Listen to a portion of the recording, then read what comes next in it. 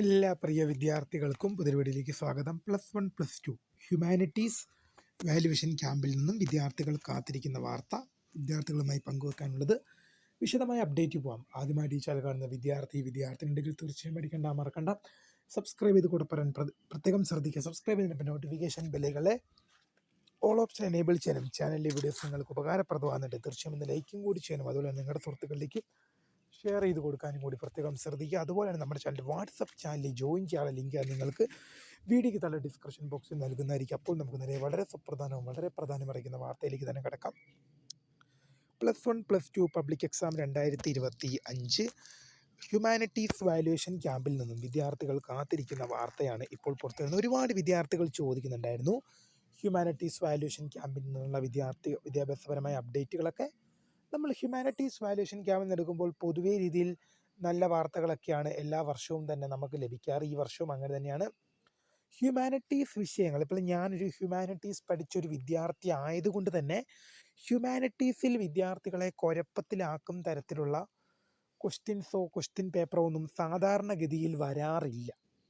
ഞാനൊരു ഹ്യൂമാനിറ്റീസ് പഠിച്ചൊരു വിദ്യാർത്ഥി എന്ന രീതിയിൽ എൻ്റെ പഠനകാലയളവ്, ഇപ്പം ഞാനെന്ന് പറയുകയാണെങ്കിൽ അധികം വർഷമൊന്നും ആയിട്ടില്ല പഠിച്ചത്. കഴിഞ്ഞ വർഷം ഞാൻ പഠിച്ചിറങ്ങിയതാണ്. 2024 പാസ് ഔട്ടാണ് ഞാൻ.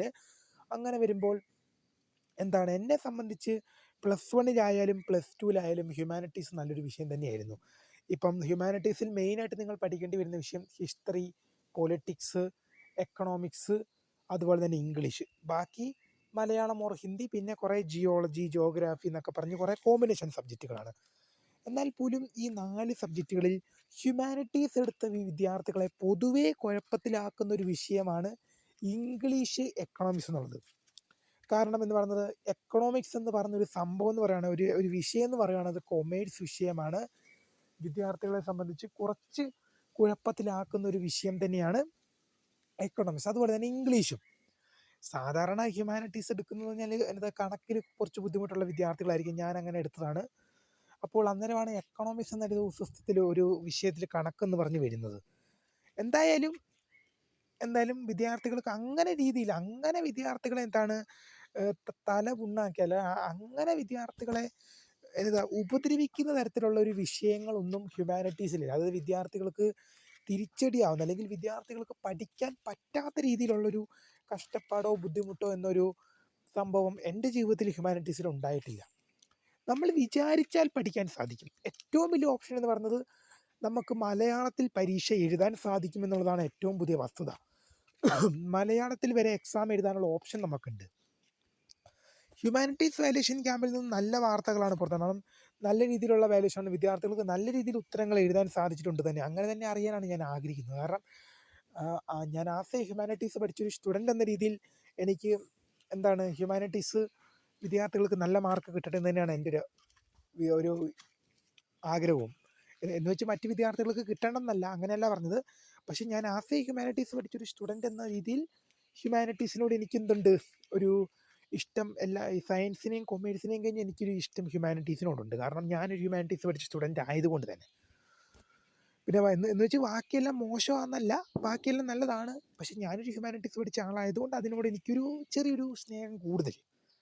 അതുകൊണ്ട് തന്നെ ഹ്യൂമാനിറ്റീസ്, എൻ്റെ അഭിപ്രായത്തിൽ ഹ്യൂമാനിറ്റീസ് വിഷയങ്ങൾ വിദ്യാർത്ഥികൾ ടെൻഷൻ അടിക്കേണ്ട എന്ന് തന്നെയാണ് എനിക്ക് നിങ്ങളോട് പറയാനുള്ളത്. കാരണം ഒരു വിദ്യാർത്ഥിയെ പോലും കുഴപ്പത്തിലാക്കും തരത്തിലുള്ള ക്വസ്റ്റ്യൻസ് ഒന്നും ഹ്യൂമാനിറ്റീസിൽ വരാറില്ല. ഇപ്പം ഞാൻ പറഞ്ഞ പോലെ ഹിസ്റ്ററി, പൊളിറ്റിക്സ് ഒക്കെ വിദ്യാർത്ഥികൾക്ക് സുഖമായിട്ട് തന്നെ ജയിക്കാൻ സാധിക്കുന്ന വിഷയം തന്നെയാണ്.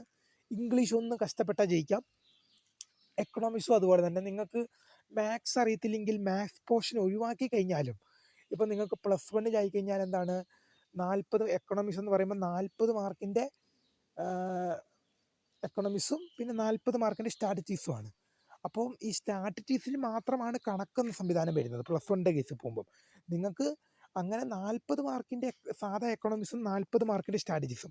ഈ 40 മാർക്കിൻ്റെ തന്നെ പഠിച്ച 24 മാർക്ക് മതി നിങ്ങൾക്ക്. ചുരുക്കി പറഞ്ഞാൽ ഒരു കണക്കറിയാത്ത വിദ്യാർത്ഥിക്ക് പോലും എക്കണോമിക്സ് മാത്രം പഠിച്ചു കഴിഞ്ഞാൽ, സ്റ്റാറ്റിസ്റ്റിക്സ് എന്ന ഭാഗം ഒഴിവാക്കി കഴിഞ്ഞാൽ പോലും ആ വിദ്യാർത്ഥിക്ക് 40 മാർക്ക് സുഖമായിട്ട് കിട്ടും.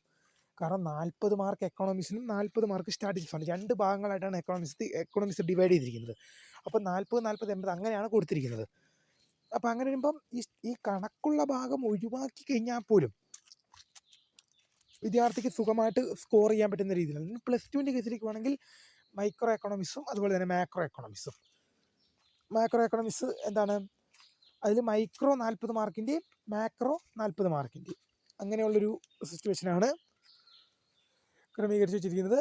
അല്ലെങ്കിൽ മിക്സായിട്ടും ചോദ്യം വരാം. എന്നാൽ പോലും വിദ്യാർത്ഥികൾക്ക് നല്ല രീതിയിൽ കണക്കില്ലാതെ തന്നെ ജയിക്കാൻ പറ്റുക. നിങ്ങൾക്ക് ജസ്റ്റ് ഞാൻ ഇപ്പോഴും നിങ്ങളോട് പറയുകയാണ്, നിങ്ങൾ ജസ്റ്റ് പാസ് നിങ്ങൾ ആഗ്രഹിക്കുന്നെങ്കിൽ നിങ്ങൾക്ക് സിമ്പിളായിട്ട് നിങ്ങൾക്ക് ജയിക്കാം.